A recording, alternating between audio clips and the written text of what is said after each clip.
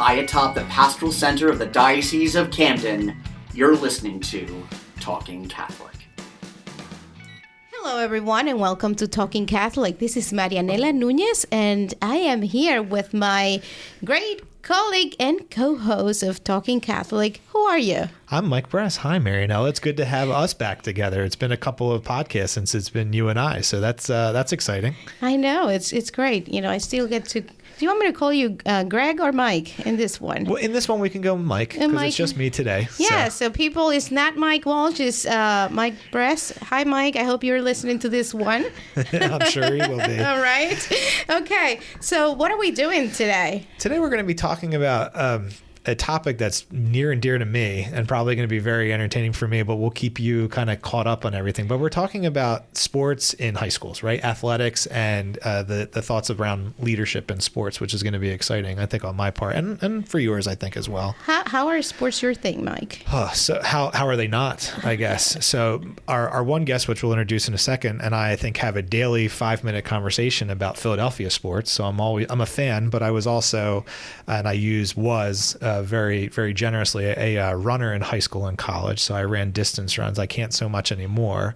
I still exercise, but not to the level. We might bring it back. I might try. Every so often I try, and then I get halfway around my block and I start breathing heavy, and I know it's time to just walk. No more running for me. But yeah, I was an athlete in high school and college, and I grew up with a basketball coach for a dad. So and he who just retired from the sport as well. So it's an exciting subject for me, for sure. That's great. And I'm sure it's an exciting subject for Mike Walsh as well. So absolutely. I think we're going to have so much fun in this podcast. For those listeners, we're talking Catholic, and we cover a variety of topics in this podcast that, are Catholic as well. So sports are no exception to that rule. Especially with the high school sports. I think they're an important part of the Catholic experience, Catholic education experience for our students. And I know for me that, that was a great entrance into having friends, teammates, and that part of the experience. And I think it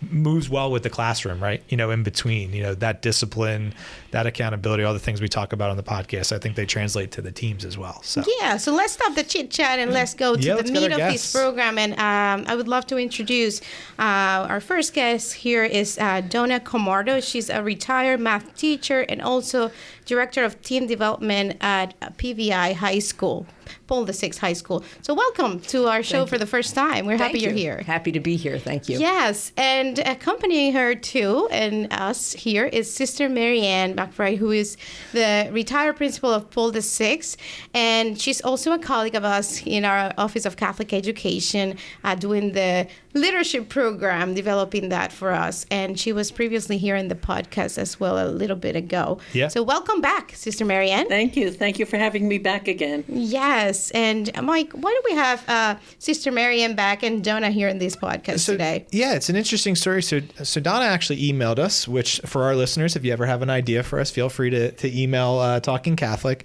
But talking about a program called Play Like a Champion today, which as probably some of our listeners, if not many of our listeners know, is part of the Notre Dame lore, especially if you saw the movie Rudy or any of the football games, I think on NBC on a Saturday in the fall, they're always hitting that yellow and blue sign as they enter the field. But it's larger than that now. I think they, as we'll describe in this podcast, they've taken it to a next step, and it really has become a program that they can teach about leadership on and off the field. So I think, that's what we're, that's another part of why I'm very excited. I can say I'm a pretty big Notre Dame football fan. So this is exciting to have somewhat of a conversation about that as well. But it's just, we were looking at the program earlier. It just seems like a fantastic program. So I'm interested to hear about it. Yeah, and I love that Donna is wearing her Notre Dame t-shirt today. So you're going to see that as part of our picture at the end of this podcast. As the marketer in the room, I'm very happy that there's some branding to this as well. So yeah, it's perfect. Donna, tell us a little bit about this and what is Play Like a Champion? Like if you were going to describe it to our audience. Play Like a Champion is a program, first of all, and it's based in curriculum. It's an educational series. It basically is a way to transform a sports culture through education and consulting. They want to train the trainer. So in other words, we're looking at a parent component, a teacher component or a coach component, a student athlete, and administration. But it's solidly based in a Catholic curriculum with its basis in spirituality. It's made mostly to provide leadership for the student athlete, how to run their team, promote motivation, training at the coach level, and how to parent a student athlete. So all parts, everyone has to buy in, and everyone has to accept the responsibility. It works on the basis, they're big on acronyms, which I always forget one of the letters, what it means, whatever. But the biggest acronym they have is called GROW, GROW. And too often, coaches get caught up with winning. Everything's all about winning. It doesn't matter about the kid that he has an overuse injury or, he really shouldn't be playing because the doctor said not to. They just want to win. That coach we're trying to promote through GROW, which is have a goal, accept responsibility, let the child take some ownership, and then that will lead to winning. You don't have to start with winning as your focus. So your focus is on the child and the student athlete. That's fantastic. That right there has enough for everybody to literally grow off of, right? Exactly. I mean, yeah, and especially in the culture that we're in right now, I think that's important for the coaches to know. I know I have 2 kids and one of them is a huge athlete, even at 11 years old. And I see the different parents and the different coaches, and there's so many that could take a step back and use that acronym. So and that's the interesting fantastic. piece is it's not about one sport only. It can be applied to any sport and any athlete. So I want to hear about how did that come to the diocese and specifically to Paul VI High School? Well, I'll let Sister handle that, but it came to Paul VI first. Yes. So, Yes. And then from there. It actually came out of need. Nothing's perfect. And no program is perfect. You're always working on it. And we were always working on leadership through the captains of teams. And not every team had the same quality captains. And so I guess throughout time, we decided, well, that means every team has to have captains who are trained, and we hone leadership skills in those captains. And at least 2 coaches at the time, more than 10 years ago, started teaching a leadership course. And then at Paul VI, we made it mandatory. You want to be a captain, okay, you have to take your leadership course first, and then you're eligible. Good. And so we started in a small way that way to make sure every team had 2 captains that were trained in these leadership skills. I don't think that was enough. No, it definitely was not. And at that point, and we're talking probably 2013. Right. I had left coaching. I had stopped coaching, and Sister said, I want a program. I want everybody on the same page. And Play Like a Champion is an attempt, and a very successful attempt, to really change a sports culture. Mm-hmm. And when you think about it, you look at the professional level, even the collegiate level now with all the NIL and everything going on, it's filtering down to the high school and to the parents. So we were trying to get to that group before they were more or less corrupted by the media. So the idea of the program was, step 1, find out what it's all about. So Sister sent me to Notre Dame, which I instantly fell in love with. Right. And met, a lot of people out there that were so willing to help and believed so strongly in faith in sports. That was the bottom line. Faith in sports, having the kids feel Jesus's presence in sports. And the family, when you think about sport, it's family oriented. I mean, the parents are their first teachers. Yep. So why not get this whole sports family celebration together and make it something enjoyable? Because it is a research-based platform. And the research was showing that mostly about 75% of athletes quit at the age of 13 because they were no longer having any fun. Yeah. And you can be good and have fun. Oh, absolutely. And the more fun you have, the more successful you are. Yeah. So this program would train me to then train our coaches. But before that could happen, we had a representative from Play Like a Champion come out. Right. She did a training for all our coaches. She did a training, a retreat for our student athletes, which was the first of its kind. They were trying it out on us, and it was an all-day Saturday event, and all the kids were there. And then she did a parent. That's great. Parent meeting, and each one was well received. Oh, good. And then once they came they continued to consult. So I could call them up for anything. Like, I have this idea. Can we use the Play Like a Champion? Is it okay under that umbrella? Like Sister said with the captains, we started one of the offshoots of Play Like a Champion is a small student-run organization called CHAMPS. And again, it's an acronym. It's like character, honesty, through sports. But I always, like I said, I'm bad at acronyms. I forget it's character, honor, morality, and morality in play by student athletes. Gotcha.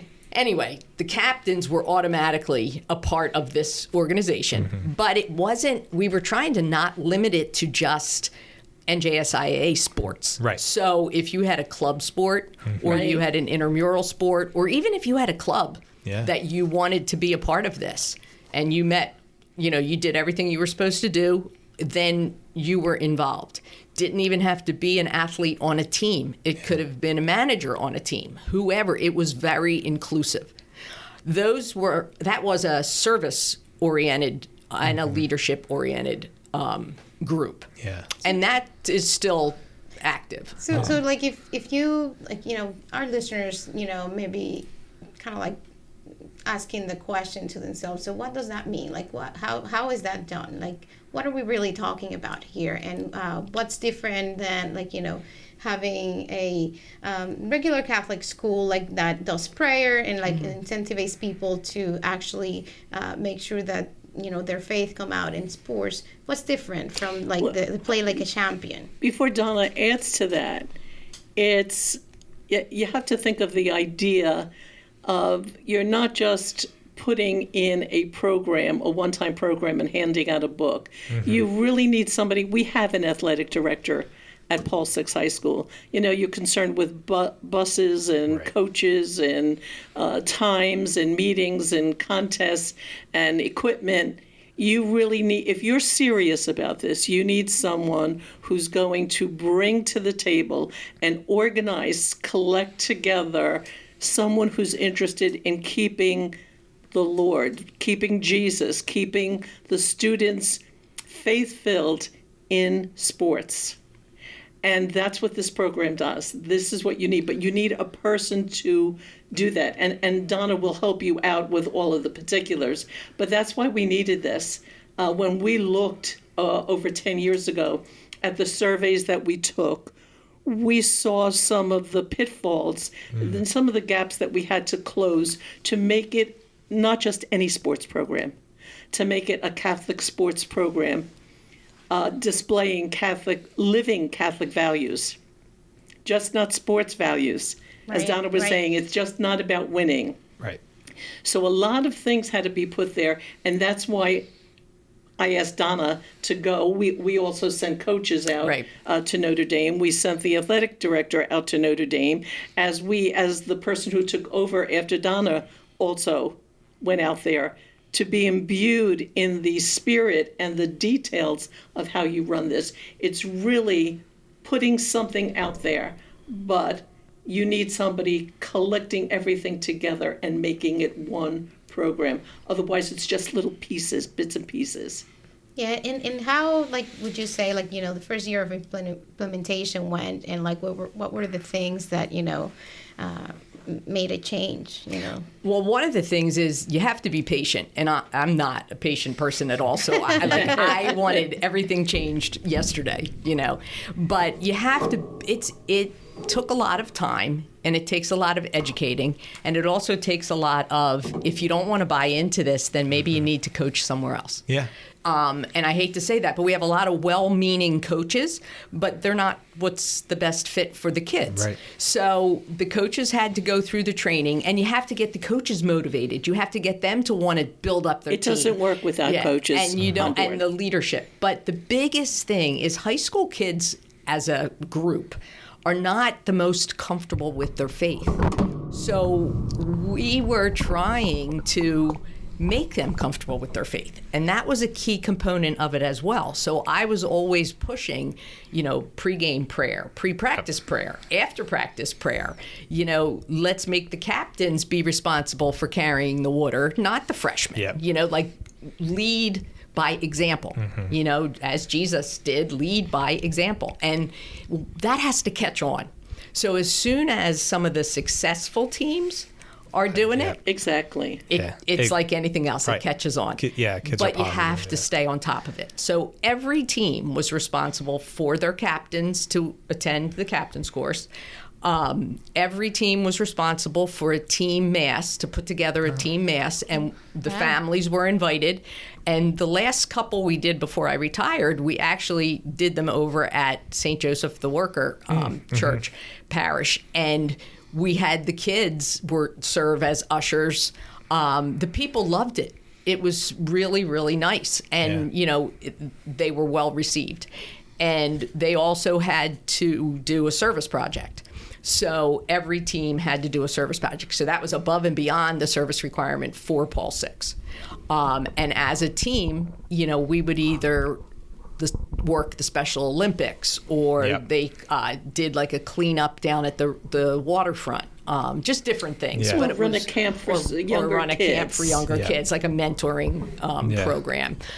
Anything that would work, and they could do it as a team. As a project. Yes. It was bringing a Catholic culture to sports instead of just letting the sports culture take over. Yeah. Like Wonderful. the Sunday morning sports is, it's part of our family is the Catholic culture and sports, not just sports. And that was something that immediately came out as you were speaking about that aspect of the Catholic piece, and saying that the kids are, not embarrassed, right? But a little bit when they get to the sport, especially because they have township this and community basketball and AAU and all those things that aren't faith focused. Right. And so they want that separation on the field, right? They may be in the classroom and they're at Catholic school, so they're probably going to church on Sundays, we hope, right? Still going to church, and fingers crossed. But on the field, they typically don't want to put that out there, right? They don't have the confidence to put that out there, but they should. And that's a great way to add that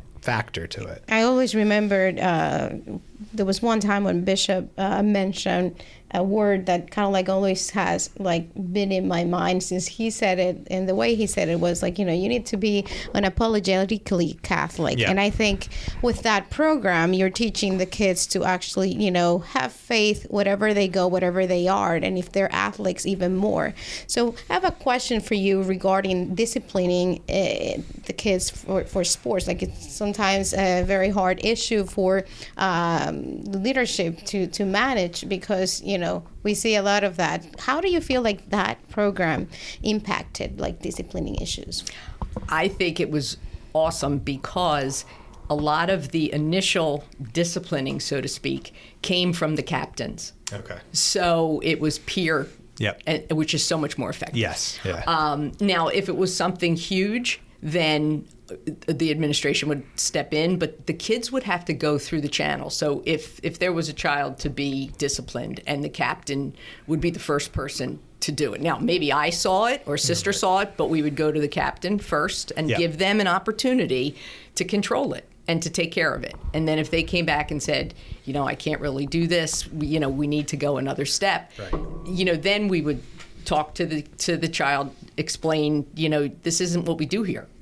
Right. This is not play like a champion, And a lot of times the harder sell is the parents, not the kids. The kids, they get the idea. Yeah. We don't want to hear you speaking inappropriately on the field. Right. We don't want you to walk by a kid who falls down, help them up.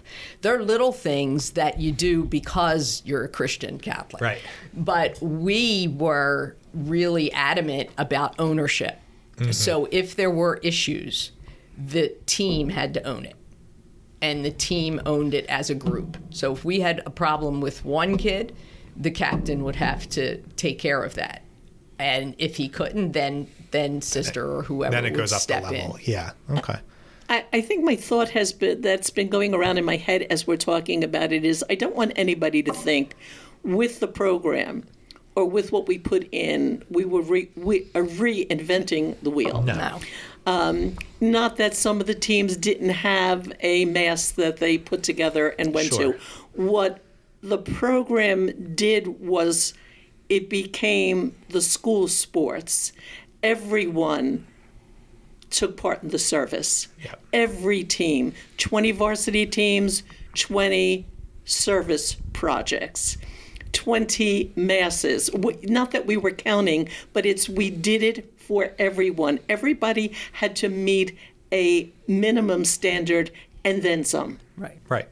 And I don't want you to think that it just Happened. happened. Yeah. You have to really, that's a lot of work to make Building. it happen in 20 sports. And you have to stay on top of the coaches. Yeah, I mean, right. that's the big thing. And when in a Catholic school, you don't often have coaches that are in the building. Right. So that's difficult. Yeah. But you have to stay on top of the coaches. And we have some really good coaches. And then we have some young coaches. But you had to mentor them.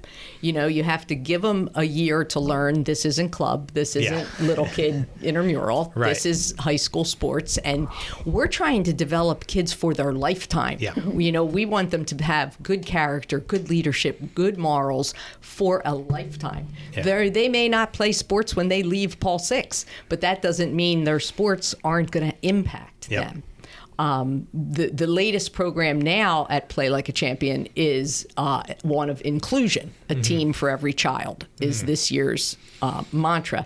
And they go out of their way to try to educate coaches that are in the less privileged areas, the less, maybe they don't have a lot of people that can coach or Right. whatever, and they send people in to help so that every kid has a shot chance, yeah. and every kid has an opportunity. That's great. Yeah, The fact that you wrote to us about this program and a possibility to maybe come to have these podcasts says a lot about your commitment to the school and to the sports and to actually the excitement that you have about this program. When you reflect on the years you were running this, what would be something that you would say like really touch your heart, like a story that you say, well, I think that because we started this program, like we got this result and this good story.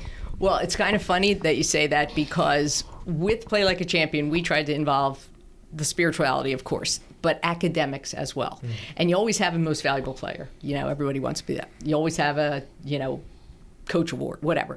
But Sister had the idea that why aren't we doing anything with academics? So I said, all right, well, how about if we honor the team with the highest GPA?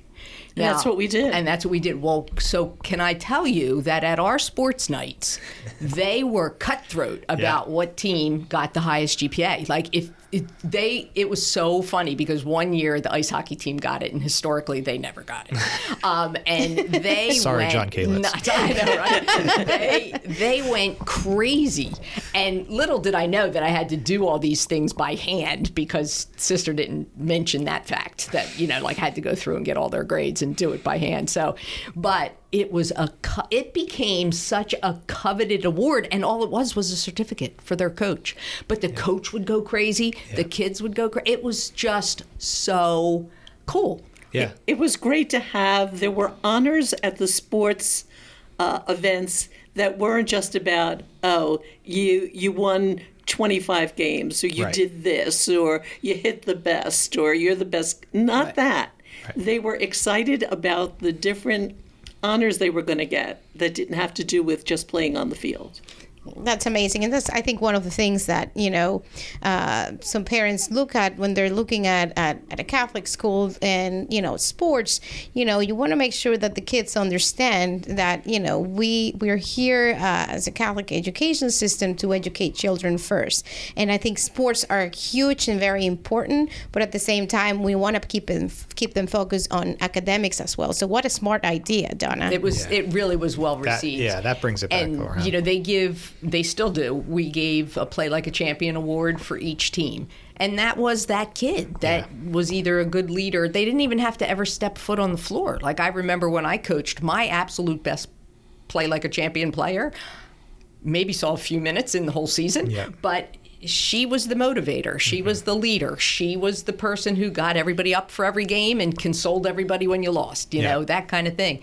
So we gave a Play Like a Champion award to each student team, of each right. team. And they get a Play Like a Champion pin. Right. It's just not, when you go to those banquets and events, I know who the most valuable player is going to be. I know who the greatest team player is. But this is something above and beyond that. Honoring somebody who just was valuable for their spirit, their character, the person who they were to the team. You didn't have to be the best player to get that honor. And there's a level, you talk about like the pin, right? Or the wanting to have the best grade point average. You're doing it with the right kids, right? Because they're already competitive. Yes. And then you're taking that competitiveness and putting it positive.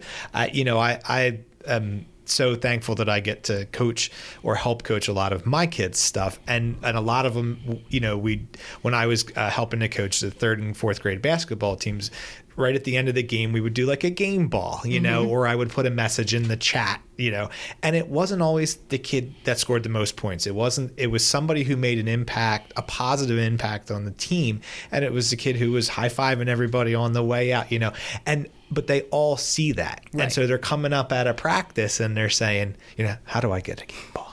And it's because they're seeing each other. And you know what? Sometimes the competitive element of it is important used in a positive way, right? You can't do it if they're not competitive. Right. And you're almost taking that sort of, sometimes, as we've already talked about in the college aspect, the overly competitive, not helping a teammate up or a rival up off the field. You're taking that competitive nature and you're using it for a positive, and that's what a way to do that. Even the pin, sometimes I want the pin before I leave, And they still can belong to a team. And, in adolescence, you need so much to feel really good about yourself. It doesn't, I'm never going to make first team all conference. Okay, you don't have to make first team all conference. And there are other things that you can do. Or you're not going to play in college. Right. But the things that you learned are going to help you in your career. Maybe you were a shyer kid, on the team, but then you with this program opened up and learned public speaking, and that's going to further your career. What has nothing to do with your sport, but it furthered your career. We're talking so positively, but I want to go to the somewhat, maybe the negative part, which are the parents. Yes. Or can be sometimes. As I mentioned, my father is a basketball coach for over 30 years in Southern New Jersey, and I don't know how many parent stories I could tell you about, and they were, win or lose, there was always around the dinner table a parent story. How did that, how did you see that transformation? We've seen the transformation in the athletes, in some of the coaches. How about the parents? Did you see some transformation once this program was installed? I did. I think it took a while, and it also took a lot of backing by the administration. But we had mandatory parent meetings, and if they did not attend, we had it on, our website, so they would have to watch it and sign off on it. We had signs everywhere, like the 10 Commandments for the parents. But most importantly, we had people who were bought into the program in the stands and actually having the courage to say something to somebody else.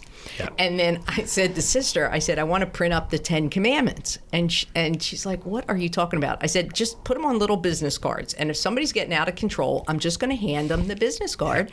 And if nothing else, they'll either throw it back at me or they'll actually take it home and read it. Right. And that's what we started doing. So, and I was like, you get one card and then you get ejected. Yeah, right. It's like the red card. Exactly. It was a little business card. That's great. And, believe it or not, it works, but you're always going to have the parent absolutely. who comes after the coach. But we did implement certain rules that protected the coaches and the kids. Yeah. So, and the parents understood that one of the grow is ownership. Yeah. So the child, and this was the hardest thing, the child has to go to the coach. So if the child's not comfortable, then they would come to me. Yeah. And then I would sit down with them and the coach. So sometimes it was all three of us were in there. But before we would talk to any parent, the student athlete had to approach the coach themselves. Okay. No matter how petrified they were or whatever, they'd run it by me. Like I spend a lot of time with kids just teaching them how to approach an authority or a coach, who's held in high esteem. Yeah. Right. And you're afraid they're going to, take it out on you. Playing I'm time, not going to practice, play anymore. right. I'm not going to do this. I'm not going to do that. And I would say that's not going to happen. Yeah. I promise you it's not going to happen. That took the longest. Okay. Because you always had every parent who wanted to jump right over. And I know the president of the school board. Right. Right. But that did help. Mm-hmm. It helped even administratively to teach everyone. You know how we are today. You have a problem, you go, I want to see your manager. Yeah. Right. I want to see the principal. That was way too Let's see comfortable the how you said president. that. Yeah. I want to see that yeah, principal. yeah. And to start at the very, very beginning to teach everybody, okay, you have a problem. All right, maybe you can't just talk to the coach yourself, but then Donna would get the meeting together and she would be there. But it has to start there, and it has to work up. You just can't send your parent in swinging and saying like, well, this has to be fixed. Okay. They learned to do that.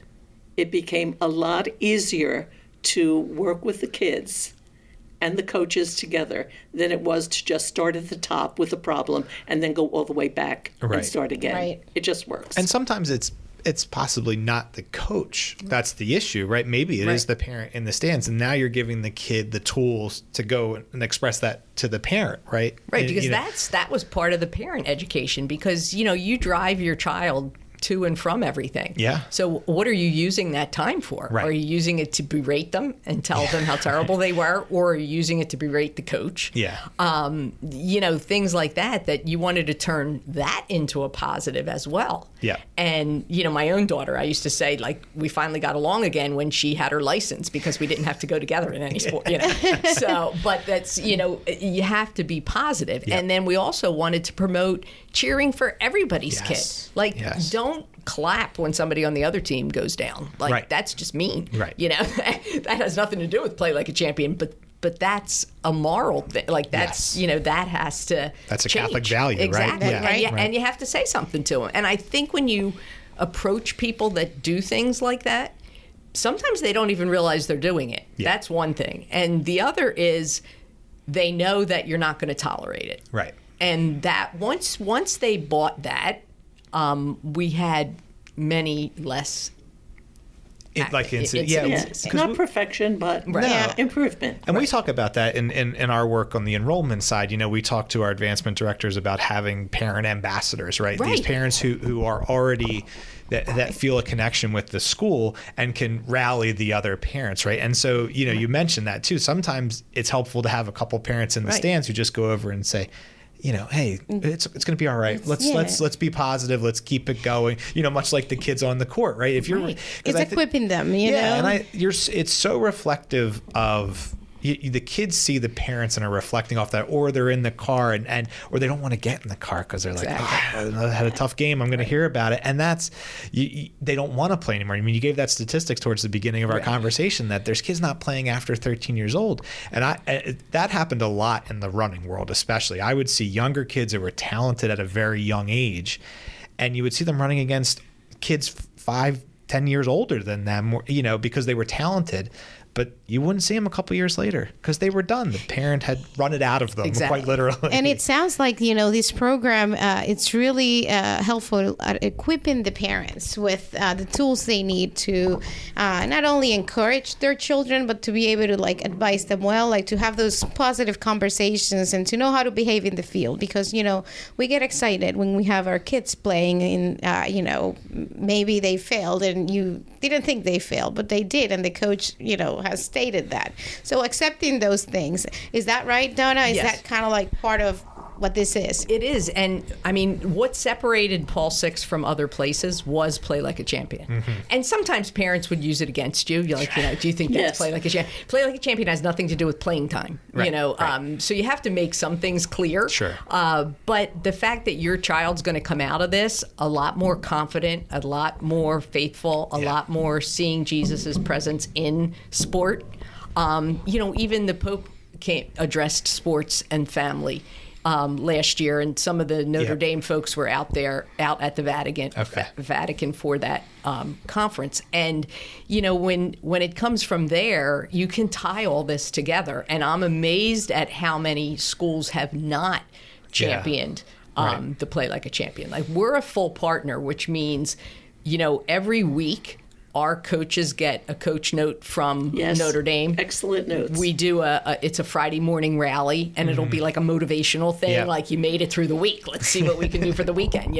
There's a note for the athletes. I used to put up on our webpage. There's a note for the parents, and that used to go up on our webpage. Now, of course, that means these people have to read everything, but after a while, when you keep talking about it, then they go look for it. They're looking for it. Yeah. And it's always good topics. It's whether it be mental health or with coaches, how to get motivated after you've been coaching for 20 years, but you don't want to give it up, anything. But that's part of being a full partner. And those weekly things are awesome. And then they have their conference every year for 2 days. And this year, what's really cool is one of our graduates, Priscilla Frederick, is actually delivering the keynote. Oh, that's fantastic. At the conference. That's great. So Wow. that's just so cool. Yeah. And That's a success story right there. If you look on the website, well, her married name is Loomis, so you'll see Priscilla Loomis is speaking.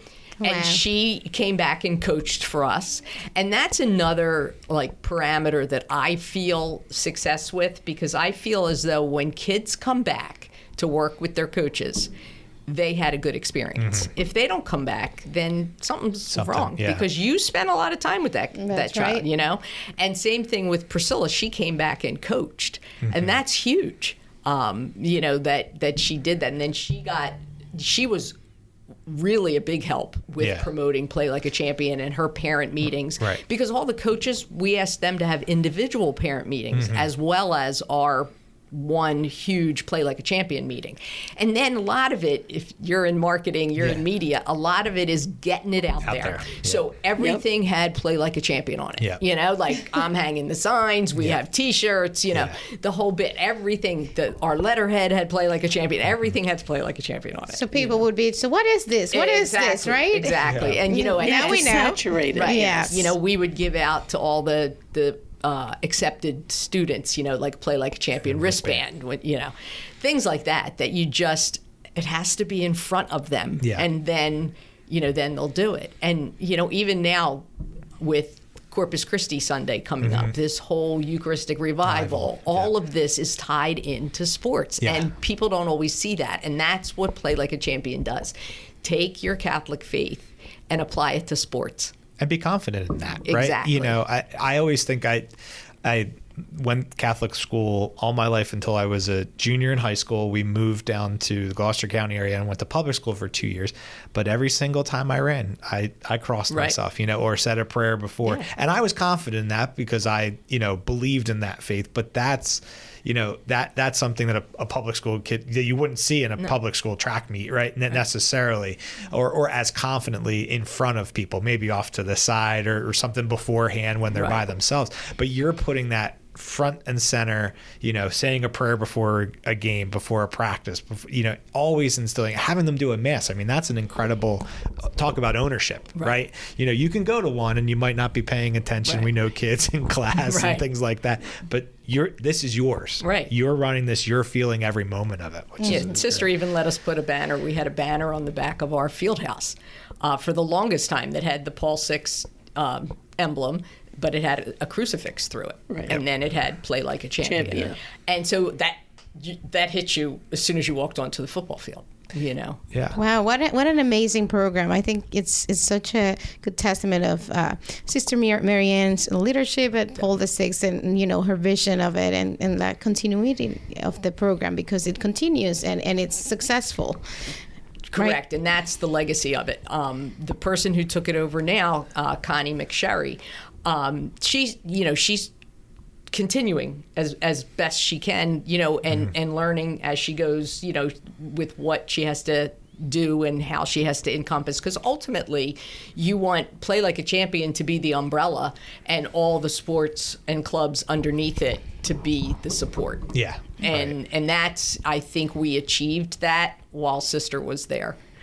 So now it's just a matter of carrying it on. You raise the bar, you raise the level of success of the program.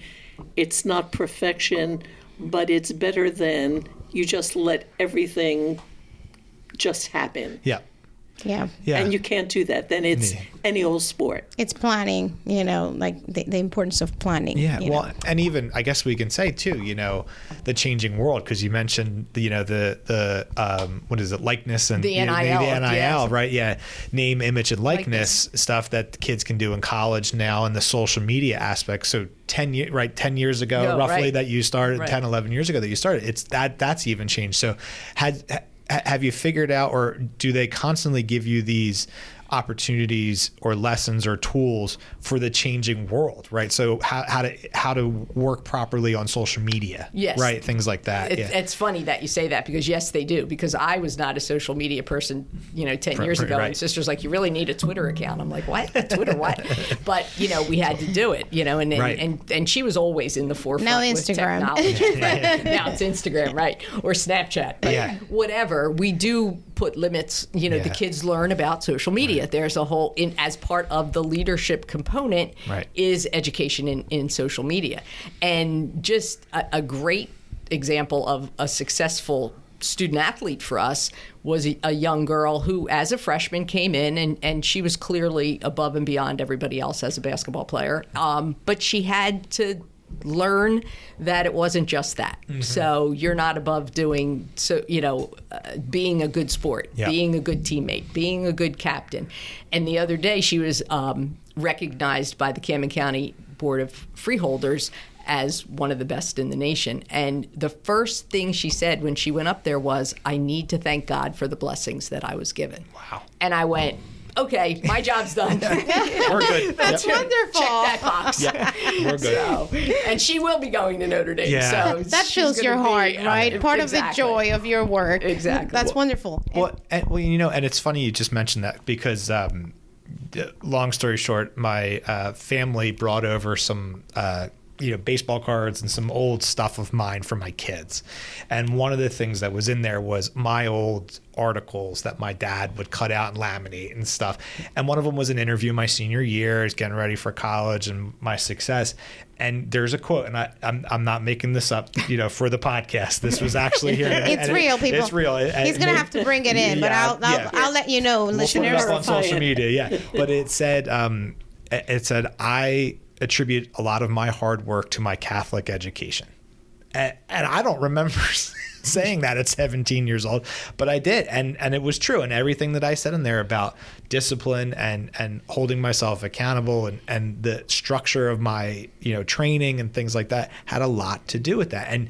And you're a kid, you're not thinking about that, right? If you think you have the skills, everyone says they're God-given, right? Like that's a term that we use, but they don't want to put that out there. And for her to realize that and come to that pinnacle because of this program, is definitely a success story. I mean, that's fantastic. Definitely. Donna, and we want to get to know you a little bit and know a little bit about your story.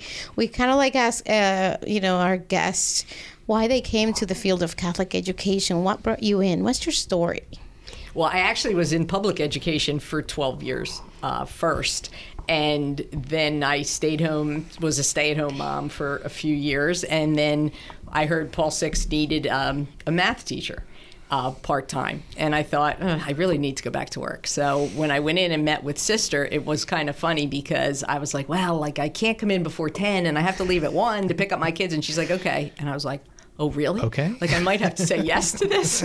So I started out part-time. I fell in love. I used to say like I died and went to heaven coming from public school to Catholic school, where the problems in public school, you know, and then you look at what you have to do in the Catholic school, it's night and day.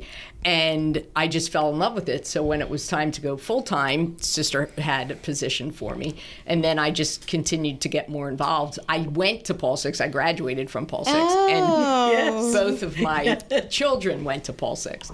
So There's legacy there. Yes. Yeah. So I wasn't fortunate enough to have Sister as a teacher when I was at Paul Six, but some of the people that I did have were still there. And I just felt like it was family.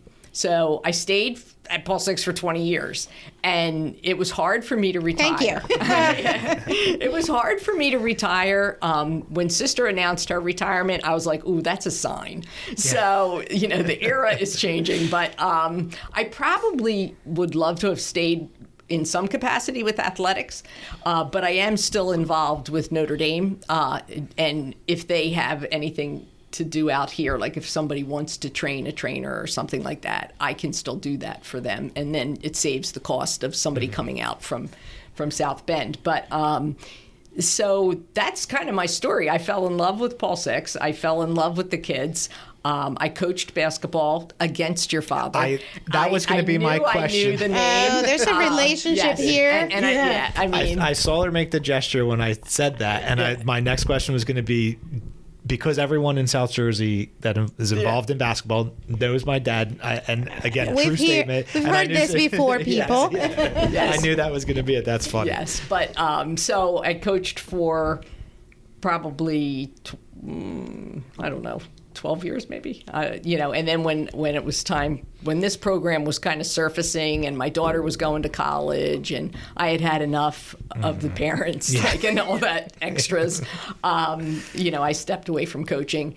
This program gave me new life, to be perfectly honest. Like I bleed blue, but you know, where Notre Dame's concerned with this program, I just can't say enough good things about it. I'm really, like I said, I'm waiting for either the elementary schools, like the CYOs, to start to implement them. One gentleman, I think, at Our Lady of Hope did. He had a speaker come out to him. And it's just, it would organize, you know, the CYO program. It would organize all the schools, you know, to all have the same platform. Yeah. You know, we all, this is why you send your child to a Catholic school. That was exactly going to be my next question. We've been talking about it as a high school implementation, but it speaks to elementary school. It does. It so speaks to, and that's even harder because the coaches are volunteers. Correct. Almost 100%, right? Mm-hmm. So there's a few that are teachers and are in the building and can be with the kids, but myself included, we're volunteers. Right. And that's a very difficult thing because everyone is different. And so do you think there's a possibility of it being implemented somewhat into an elementary school? Oh, I would love to see that. Yeah, and that the world. whole, like, Play Like a Champion at Notre Dame shifted last year to start to go middle school, elementary school, because they saw the need. And they feel as though, okay, not that we've exhausted, but we have all these high schools. They have 230 partners. We have all these high schools that are already bought in. Let's start with the elementary schools because everything's filtering down to younger and younger kids. And I think it would be unbelievably beneficial to have the CYO coaches trained. Right. You know, same way you have to do Virtus, like do Play Like a Champion. And I think they would almost be, you know, I don't want to say it this way, but more excited, you know, to do that, right? Because it's involved in the sport part of it.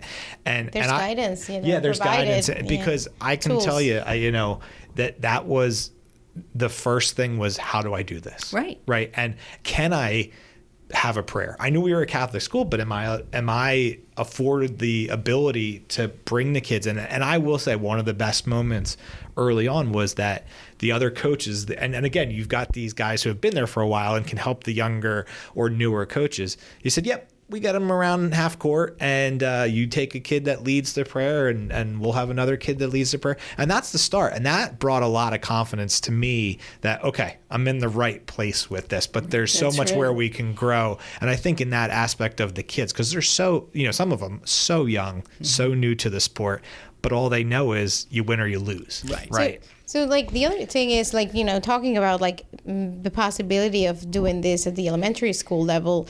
If we may have some principals listening here in the Talking Catholic world, what would you say to those like principals that might be thinking of like, a program for their school, like they're in need of something like this? How do you start?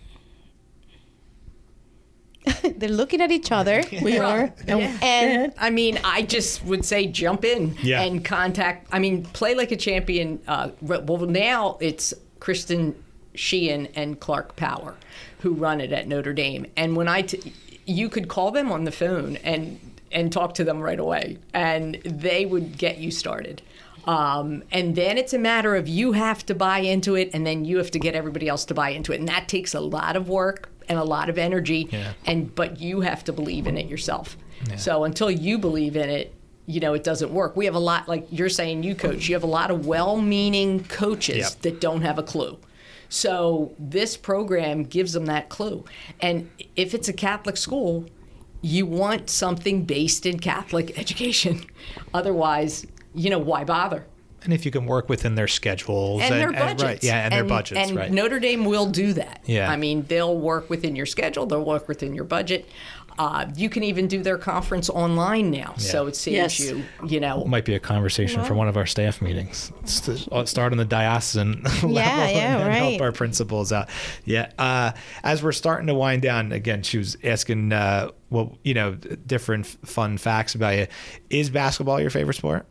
Or did you have another love? No, basketball was my favorite. Yeah. It kind of is, too. I became a football fan, at Paul VI, but basketball is my favorite. And Paul VI was so successful this year that it was a lot of fun. Yeah. It was a lot of fun. And, And is there, I mean, I doubt that there really is because they're all so different, but was there a sport that really jumped on this program easier or better than another, or was it all sort of because you had everybody learning everything the same that it kind of instilled? I'm going to say girls soccer jumped on it right away. Okay. And they were one of the first in the leadership program, training captains too and training the team. And then my team, the basketball, right? Yeah, they didn't have a choice.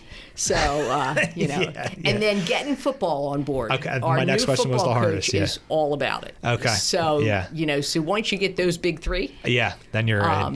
You're golden. And I would say, you have other programs in the school that are kind of like extracurricular activities and those clubs and those, programs that you have at PBI that I would say that this principles of the program would apply to kind of like those as well. So it'll be easy to transfer some of that knowledge that you guys have now into those activities and programs that you have at the school, right? Right, because the four pillars for Notre Dame are prudence, temperance, fortitude, and justice.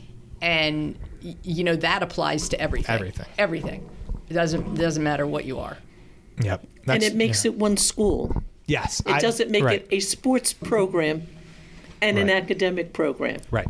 You're one school. I did want to. I had that as one of the things I wanted to ask, and I think is such a great thing about the program was it was beyond sports. I mean, we're talking primarily about the sports, but it's chess club, drama, band, all of those things have a leadership component to them too, right? And all of the all the skills we're talking about, which is great. All right, so we're getting to the almost the end of our podcast here, Which but I'm so sad about. Can you believe this? I think I'm not too much of a sports person, but I kind of like just enjoy the conversation so much of knowing and learning that we have such a commitment to our faith in our schools in all areas, and we've always kind of like talk about this, but we don't get into the weeds of how we do this, and it's such a a joy to know that we're working with one of the best Catholic universities in the country to bring this down to the diocese, to Paul VI High School specifically, and what a learning experience for us, and also to kind of like talk about it to other high schools in the area that may not be doing it. If you can remember, because I think we have it here, but the website for people, we'll make sure it's in the show, in the show description. But can you give the website for Play Like a Champion in case people want to learn more? Yes, there's two ways to go. Either just go University of Notre Dame, Play Like a Champion, or just go directly playlikeachampiontoday.edu. Fantastic. Wonderful.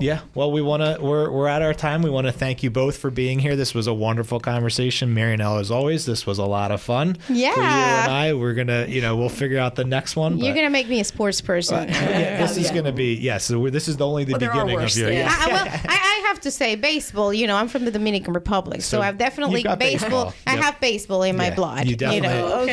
Okay. So at least that it's one. It's a good foundation to start from. So, we want to thank the listeners for joining us today, and we will talk to everybody soon. Thank you so much. Thank you for listening. Talking Catholic.